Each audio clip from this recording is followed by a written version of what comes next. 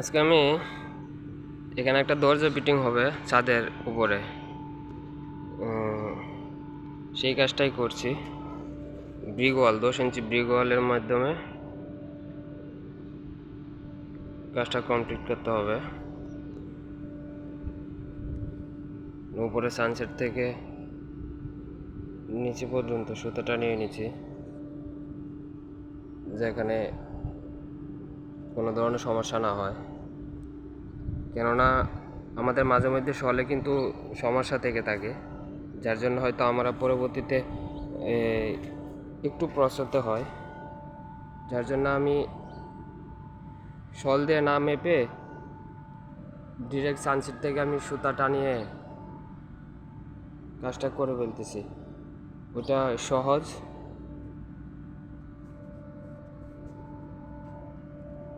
যদি আপনারা এভাবে কাজ করতে চান তাহলে অবশ্যই, যদি উপরে সানসেট থেকে থাকে তাহলে সেই সানসেট থেকে দুটো তার কারা মেরে এভাবে কাজটা করলে আপনাদের সবার সুবিধা হবে।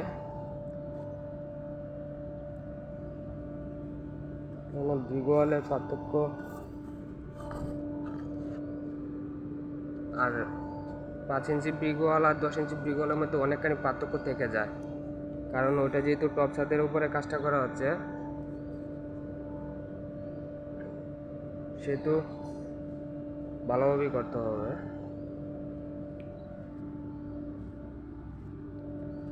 কারণ এই কাজটা আবার একদিনের জন্য নয়, অনেক দিনের জন্য। হয়তো এটা সেফটির জন্য এই দরজাটা দেওয়া হচ্ছে, কেননা ছাদের উপরে যেন আউট পার্সন লোক না ঢুকতে পারে, এই জন্য এভাবে করানো হচ্ছে মূলত। এটা হচ্ছে ভিতরের অংশ, একটা সময় আমরা বাইরের অংশ দেখিয়েছিলাম। এটা হচ্ছে ইটিপি বিল্ডিংয়ের 4র্থ তলা, মানে ইটিপি প্ল্যানিংটা যেন বসানো হয়েছে সেই প্ল্যানিং অনুযায়ী সেই বিল্ডিংটা করা হয়েছে।